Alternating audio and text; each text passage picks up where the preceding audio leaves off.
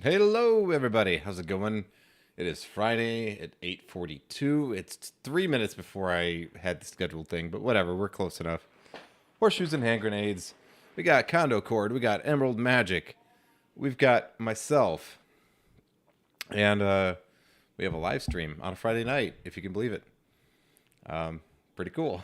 It's been a little while. So, yeah, I want to talk about kind of the overall theme or thread through this live stream is why I don't buy magic. And let me clarify that that's not that I don't ever buy magic. It's that I don't buy magic like 99% of magicians out there. And there's a reason for it. And I thought I would kind of share some of my perspective and why you don't see a lot of magic reviews, like other effect reviews on this channel. Sure, I do some. They're sent to me, and so I'll get review copies of things, or people ask me to, hey, can you check this out?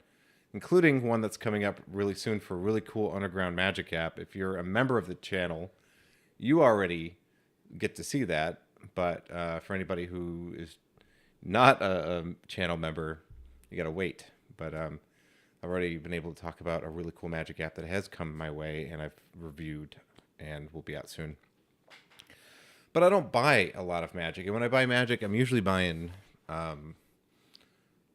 utilities or tools. I'm more likely to buy another thumb tip or a Sonata gimmick than I am the latest release from Illusionist. And there's an important reason for that, and I want to share some of that because I thought maybe if I share my mentality or attitude towards these things, maybe it'll help other people. So,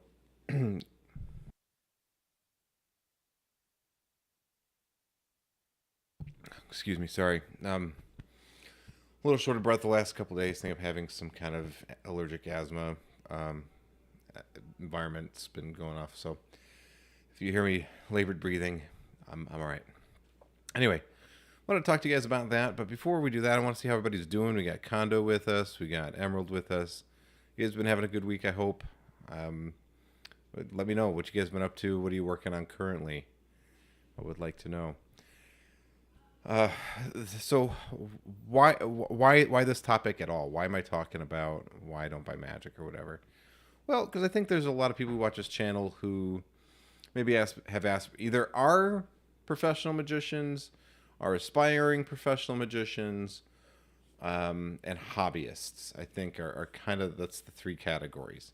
And of course, we're gonna have hobbyists at the very largest of the category, and then aspiring and professional magicians in smaller categories, just by the nature of it. Hey, Big Hands, good to see you. Thanks for being here, bud. So, I thought, you know what, if I share all this kind of stuff about my thoughts as a professional magician, why I think about things the way that I do, and why my decision making tree looks a lot different than, say, a hobbyist, it might give you some insight into what it's like to be a professional magician. So, that's kind of what I wanted to talk about. So I don't buy a lot of magic. If I buy magic, it's usually to replace something that I can't build myself. What's up, Pepsi Addict? Thanks for being here tonight. It's cool that you're seeing this live. I appreciate you, man. Thank you for being here. So, when it comes to how I decide to purchase magic, I'm more likely to buy, a thumb tip or playing cards, which I don't really consider magic. I consider them a prop, but not a magic trick. Why don't I buy magic tricks? Well, there's a couple reasons. But basically, it's a good idea to look at it like this. As a professional who has to pay taxes on, and gets tax write-offs for things that I'm purchasing for my business, that really does change kind of the structure of how you think about this. With the hobbyist, which is awesome. That's how we keep this whole art alive, is with hobbyists. But a hobbyist might be like, scouring the Illusionist or the Theory 11 or Penguin Magic or VanishingInkMagic.com or any of the other ones that are out there, the Blue Crown, any of them. Trick Shop, I've been to all of them. They're probably looking for what's the cool newest thing that I can show at my magic group meeting, right? Or I could show to my friends and family, or what's that? And so they're looking for that thing that either will fool other magicians or be a really cool novelty for other magicians, or they're trying to do it for friends and family who've seen every trick that they've done, and now they've got to try to add something new to their repertoire because the friends and family see magic all the time. When you're a professional, like my wife has seen all of the magic that I do, right? Like I rarely do any new magic for it. It's my job, right? So it's her mentality on it, my mentality about it, and the relationship is a lot different. It's not like I'm showing her some kind of cool thing to charm her anymore. It's like if she came home and showed me a list of the people that she hired for her job through HR. It's like it doesn't have the same thing. So whenever I'm buying stuff, I have to find things that are a tool, a utility, or replace something or add something to an existing show in a missing spot, right? Improves it in some way that's significant. I'm not just trying to refresh the magic constantly because with a hobbyist, what's going to happen is that a lot of your audience is going to be the same. You're going to have friends, family, other magicians that maybe you are in a group with. But they're going to be the same audience almost all the time.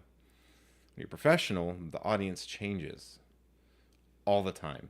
I have some repeat hires or events that I do throughout the year where it's the same company or organization or whatever, but the people there even are often changing over. So I don't have to worry about the people that I've met previously seeing the same trick twice, right? So for me, it's better to focus on a few tricks that I can do better than anybody and do those really well and then have the audience change than to have the same audience and constantly be introducing new tricks, right? So if that gives you kind of a perspective on it a little bit. Um, Excuse me for a second.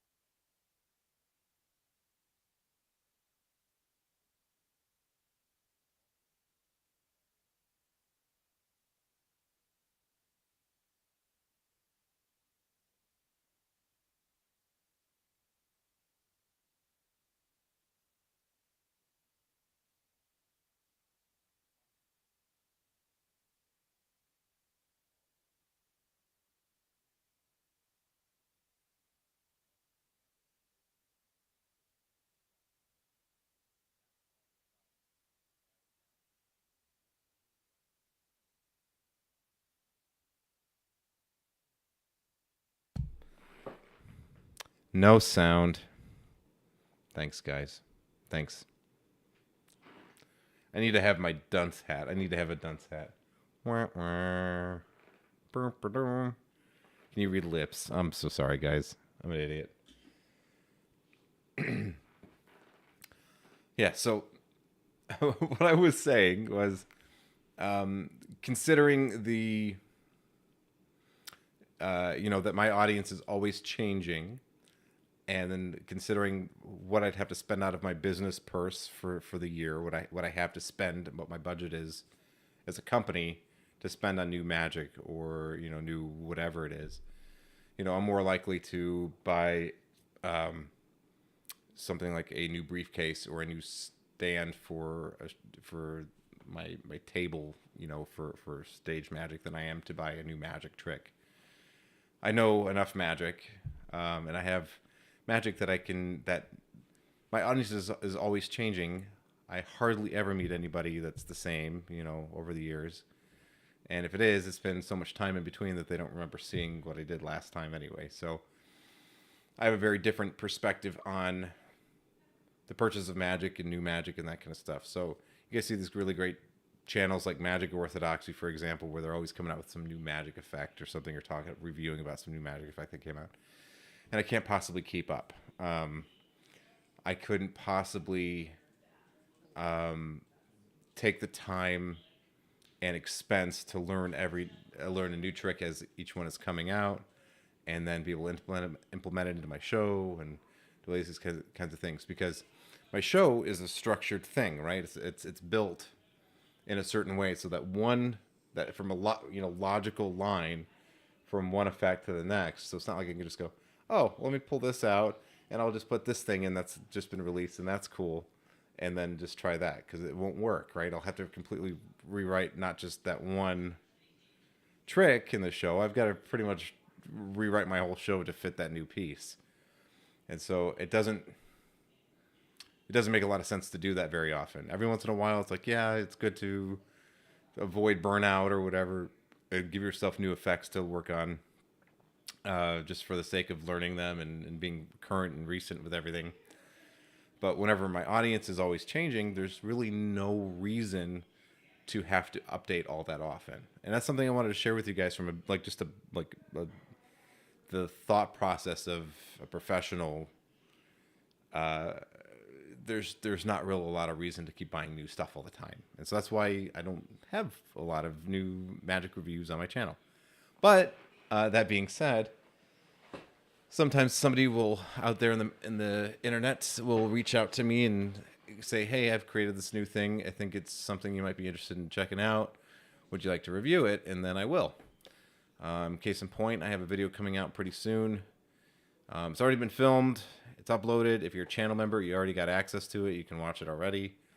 But it's on a new magic app, a little underground magic app, very little known, that I think is really cool. And I think it's really cool because it's very useful as a business tool as well as a magic trick. So that's coming out in the next couple of days, so stay tuned for that. Again, if you were a channel member, you already got access to that and lots of other cool exclusive content. You get all the badges, you get the fun emoji, all kinds of cool stuff. So if you haven't, consider checking that out. You can do it for as little as 99 cents a month, and it helps power this channel. Hey, Big Hands, thank you for asking. I got acknowledgement from them that they had received my trick. Not if they would have me on the show or not.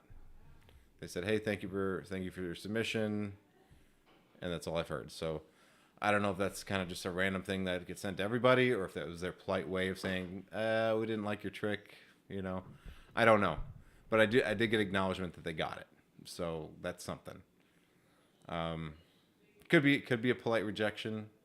Could have been, "We got it. We're gonna review everything and then we'll get back to you." I don't know, but they did get it.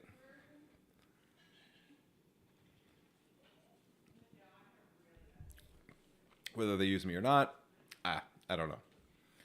But thanks for asking about that. Oh my gosh, very labored breathing. It's not fun. I need to get an inhaler. But I wanted to ask you guys, what have you all been up to? Are you guys working on any new magic stuff? Have you been following anything that's been going on with the illusionists lately? It seems like they're just doing release after release after release. They just talked about their new scribe thing, which is like their Swami gimmick, really, take on a Swami gimmick. It looks interesting.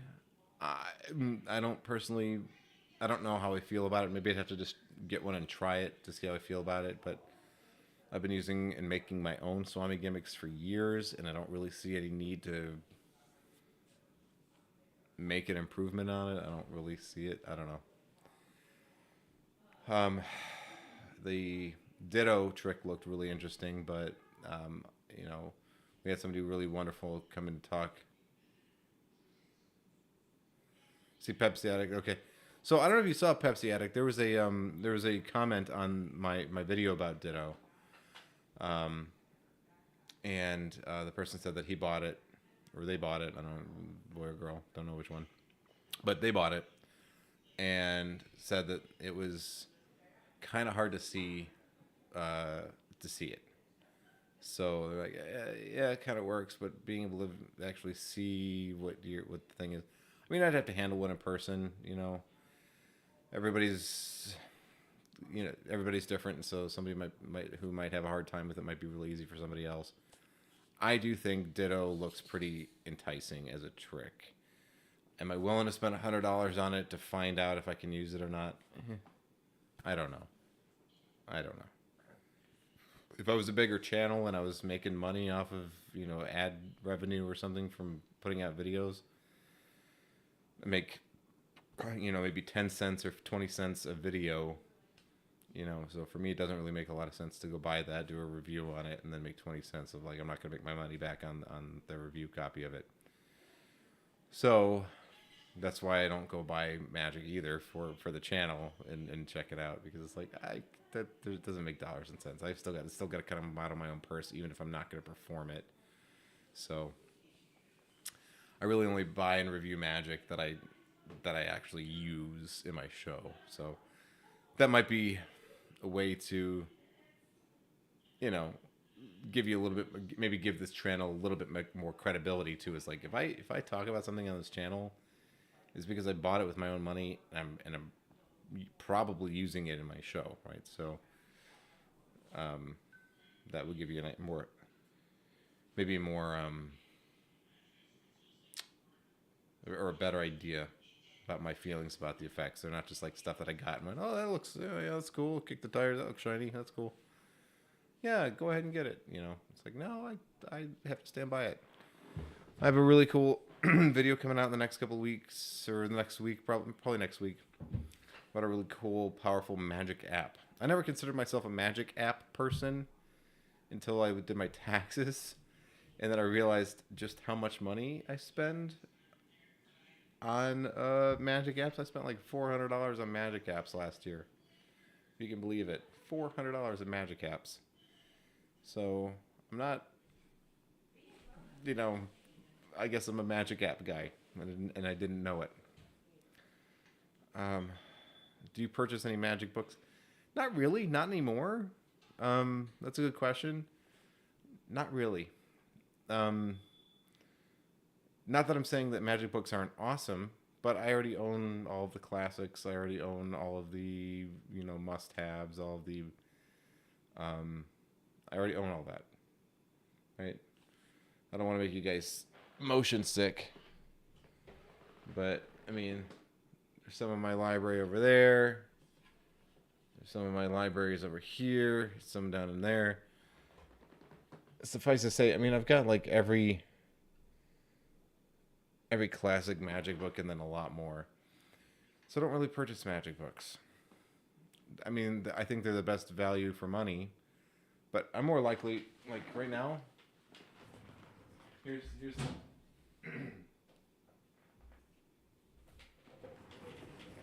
here's the two books I'm reading right now. I'm reading The Ultimate Sales Letter by Dan Kennedy, okay, and Guerrilla Publicity. This is more likely what I'm going to spend my money on as a business owner, because I don't look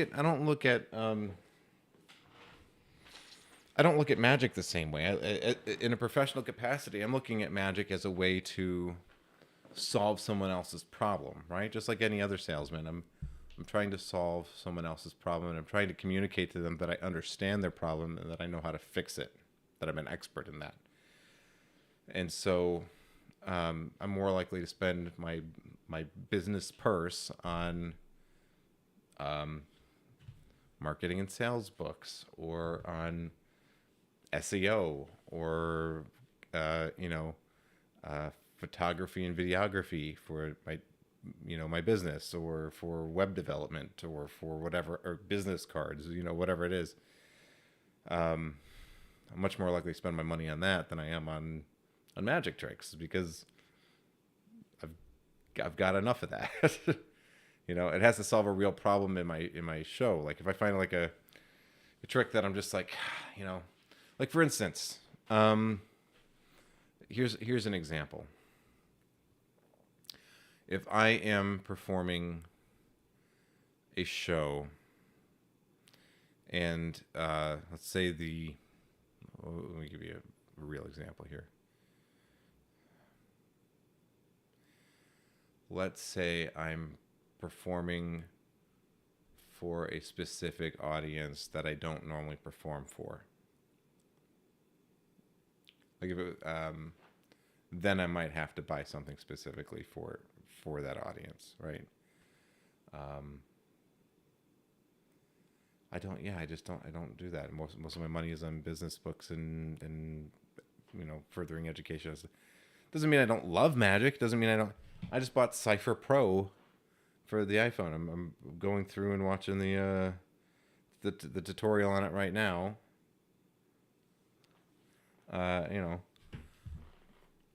Doesn't mean that I don't love watching or learning new magic or messing around with new apps or whatever, but I don't. I don't know. I just don't spend the money on it. Oh gosh, the breathing is labored. That's a good question though. Um, there are some really great books that also I want to maybe turn you guys on to that are in the magic realm. Let's see if I have them handy.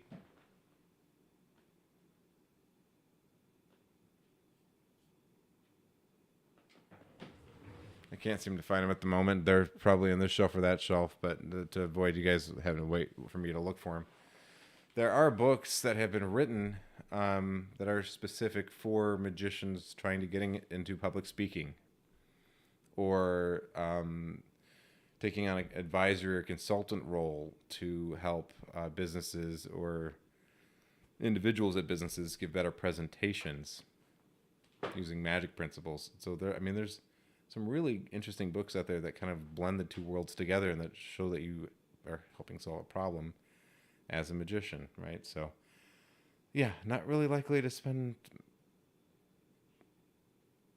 money on any of that. And I hope that makes sense why. I mean, I would love to, if you guys want to go into the particulars of it or want to like try to further understand the reasoning behind it. But I think it's important to understand that the priorities change whenever you start doing it for a living. Oh my gosh, excuse me for a minute. I'm so sorry.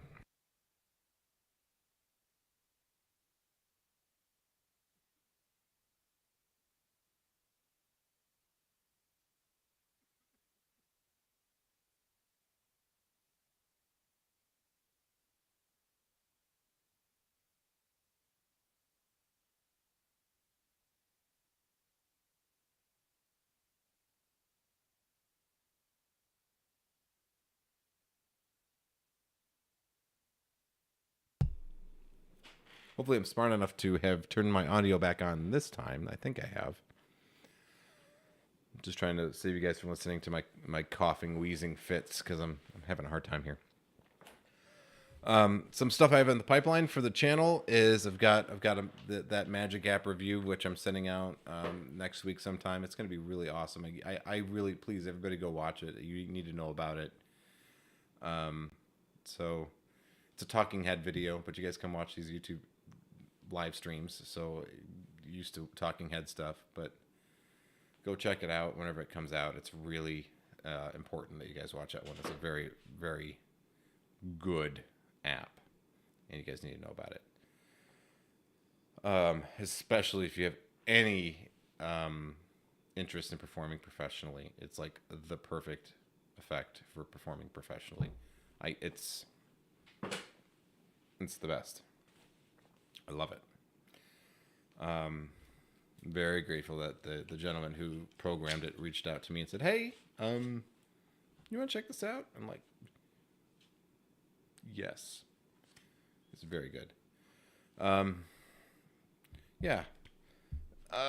Let's talk about. I mean, are there any releases coming out that you guys are looking forward to, or since we're on the topic of new magic or reviewing magic, is there anything that you guys are just like chomping at the bit to get, or that's on your list to get? It could be a new effect, it could be an old effect that you don't have a copy of yet, whatever.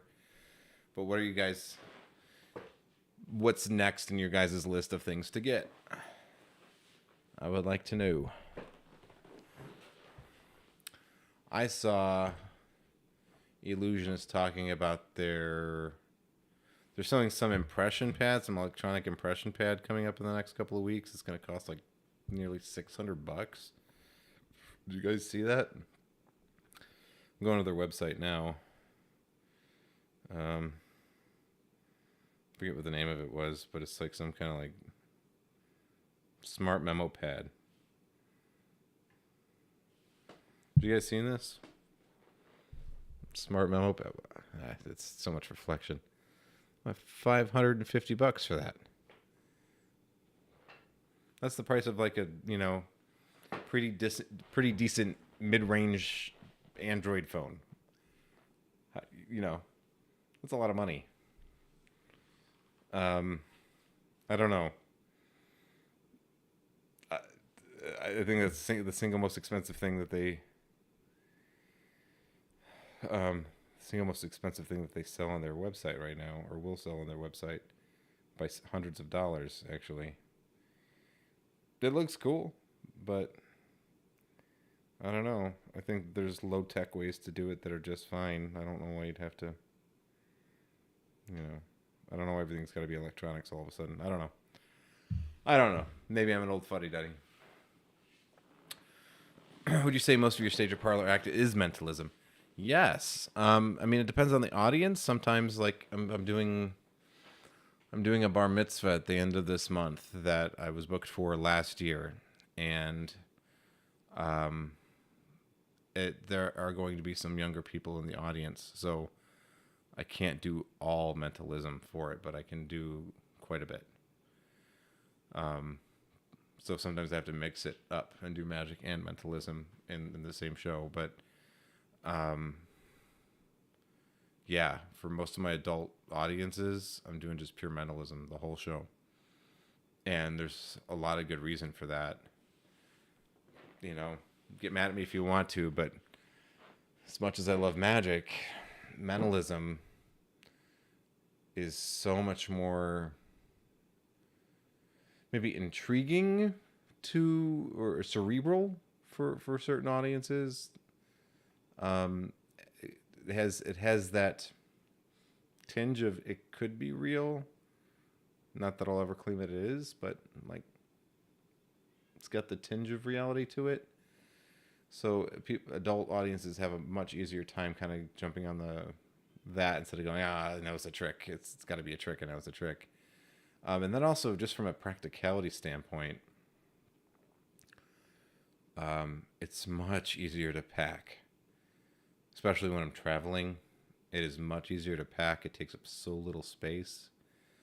I can perform out of my pockets if I need to, an entire stage show out of my pocket. If I lose anything or anything gets damaged or lost, it's easy to replace by just going up to Staples. From a practicality standpoint, really, I mean, it's awesome. Mentalism is I don't want to say it's an evolution of magic, but I think in ways it is, you know. Yeah, most of my stage and parlor act is mentalism. A lot of my walk around is mentalism too. But I still love doing too much of this stuff, you know. So let's kind of whatever. There's a fan going, so this is not going to work out like I want to. But there we go. I like to do a lot of card work up close and then a lot of mentalism. You can call me the Darren Brown, a bald Darren Brown. I'm very good at card magic, but I like the mentalism on stage. But yeah, that's a good question to ask. It just packs flat, plays huge. It's easy to replace. You use it mostly using your brain. Not a lot that can go wrong. And if it does go wrong, it kind of sometimes lends to your credibility, strangely enough. I mean, I don't... Looks like I have the TikTok bold thing. What books would I recommend for mentalism? I would recommend, absolutely, definitely, 13 Steps to Mentalism by Corinda. There was a bunch of books put out by Bob Cassidy, PDFs that he put out. I don't know if you can get them anymore, but if you can, anything by Bob Cassidy is great. Especially his work on fourth dimensional telepathy is really good. 13 Steps is a classic that you need to read. It's like, you know, Card College or Royal Road to Card Magic, or, you know, for card magicians. 13 Steps has got everything you need in it, really, to have an entire mentalism career. Practical Mental Effects.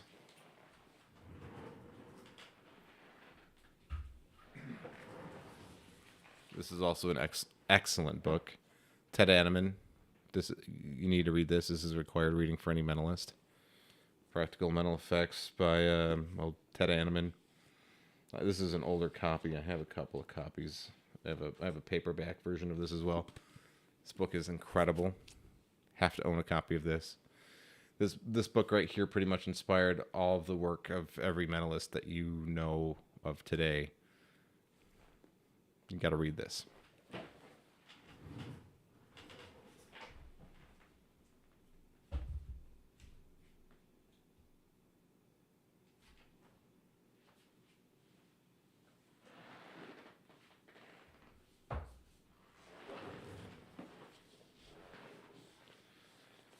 For some reason, mentalism seems unobtainable for me. I only a few mental tricks, but none of them feel like mentalism.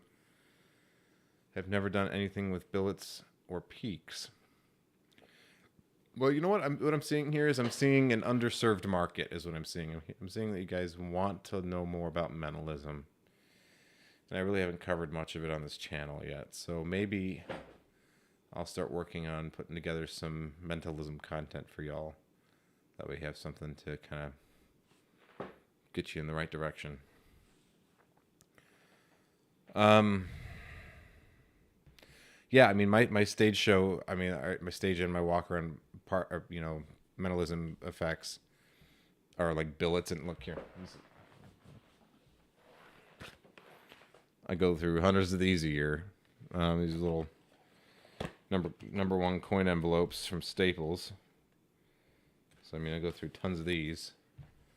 I just bought a new set of 3x5 cards. A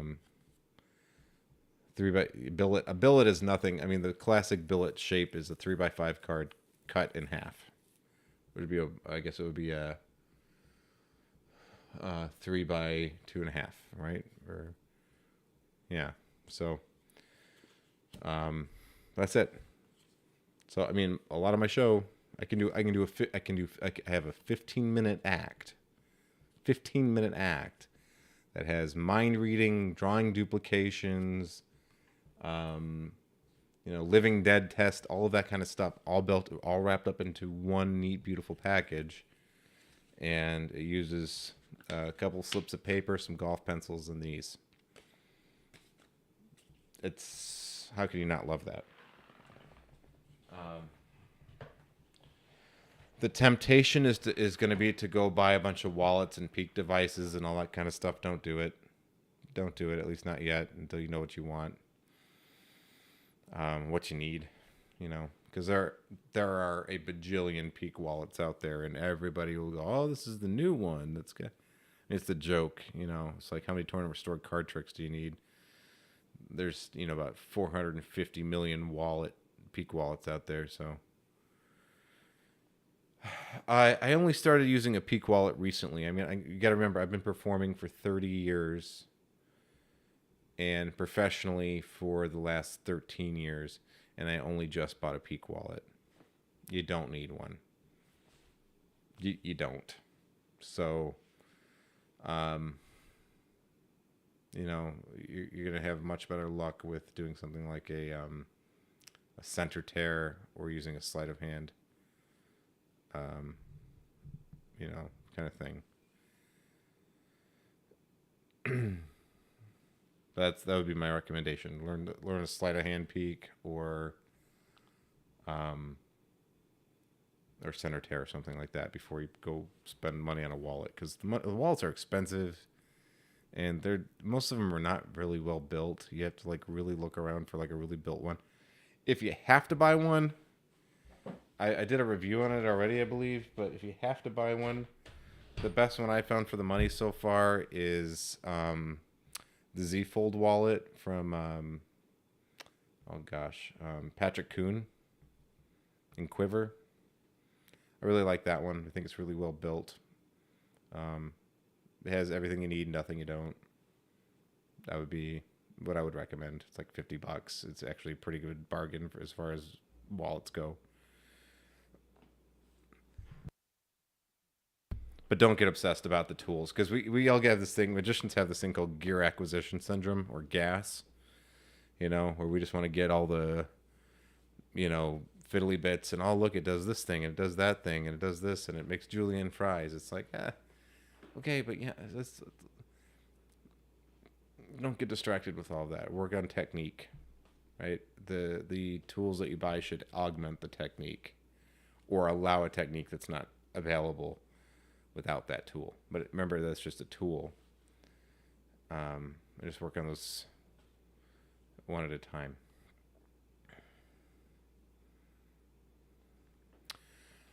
Uh, yeah, I mean, sure.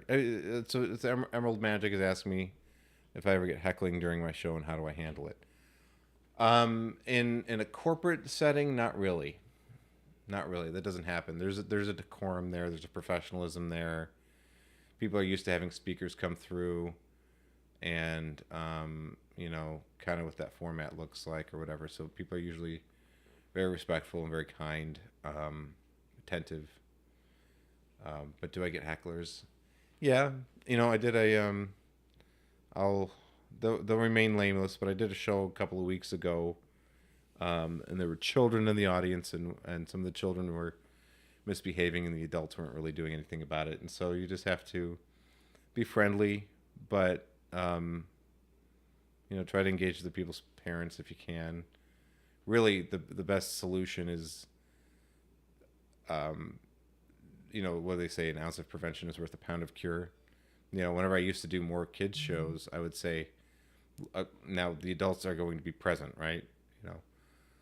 Because it does a couple things. Because here's the thing. This is actually pretty important. Let's talk about this for a second. If you're doing a kids' birthday parties or kids' parties or kids' event in any capacity, something that's going to happen is that you are going to get shows where you're going to be treated like a glorified babysitter. Like, you're going to come in there and all the adults will go, okay, guys, great, you have a nice day, close the door, walk off with all their adult friends while they go drink wine, and you're left with 10, 15, 20 children in a room doing magic while the adults are going to do something else. Don't ever let that happen for a couple of reasons. One, liability, right? You're a stranger in their house. You should not be responsible for the care of 15 to 20 children. God forbid, hopefully everybody watching this is a well-adjusted, sane individual. But all it takes is an accusation of some kind of wrongdoing on the magician's part for you to completely lose your career, whether or not, So you should never put yourself in a position where that can happen. So you always should have adults and parents around to protect your own keister from that happening. The other thing, excuse me, is that children will not behave if they're let to their own devices without anybody to whatever, right? In my experience, I'm sure there are some really great children's performers out there who know all about like how to whatever, but have adults in the room and present. And then another thing that I do is at the beginning of my shows, I always kind of like say, hey, I'm here to have fun with you guys.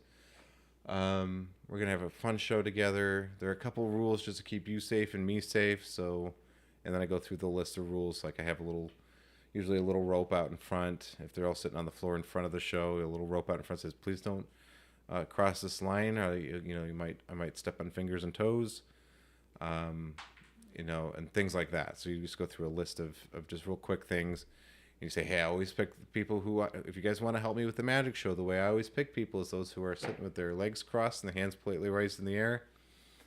And once you pick the first person who is doing that, you praise them for that. You don't put anybody else down, but you praise that kid who is doing the thing the right. Hey, I like how you're sitting, with your legs crossed, your hand politely raised in the air. Would you like to come help me? Then the other kids will start wanting to model that behavior too. And this is not my thought. This is a lot of stuff that I actually learned from Danny Orleans, who is a brilliant and very friendly person who I've had the pleasure of meeting and speaking to on several occasions. But yeah, if you want to learn about like children management and that kind of stuff, you should go look at Danny Orleans stuff. He knows what he's talking about. But heckling, I mean, it depends on the context. If it's a professional environment, like it usually doesn't happen because nobody wants to be that guy.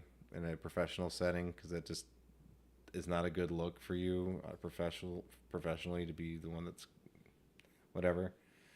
If we were working like a nightclub or something, or comedy club, and that happens, which has happened before, you just you know you either ignore it, or you can, um, if it's your style, rib them a little bit, and then they either stop or get escorted out of the show. Um, it really depends. It really depends on your style, what you're comfortable with, what you like to do. For me, I don't really have to deal with it that much anymore. Sometimes during walk around, I was at a country club once, and this guy took out a playing card, pick a card, and he rubbed it in a inappropriate place, and then tried to hand it back. I was like, "You keep it. I'd rather not have that back." And have a nice day. And I just closed my cards up and left. Right? You don't have to take abuse from people. Um, that's not what you're there for. You're not there to be people's punching bag. You're trying to offer a gift, or you're trying to fulfill a contractual obligation. You're not there to take crap off of people, right? Um, Try not to be combative or rude. Act professional, and then excuse yourself from the situation as quickly as you can. That'd be my general advice. Maintain professionalism, and excuse yourself from the situation as quickly as possible. Um, I don't know. I hope that answers that for you. If you have more specifically, I don't know if I can help you. It's but excuse me.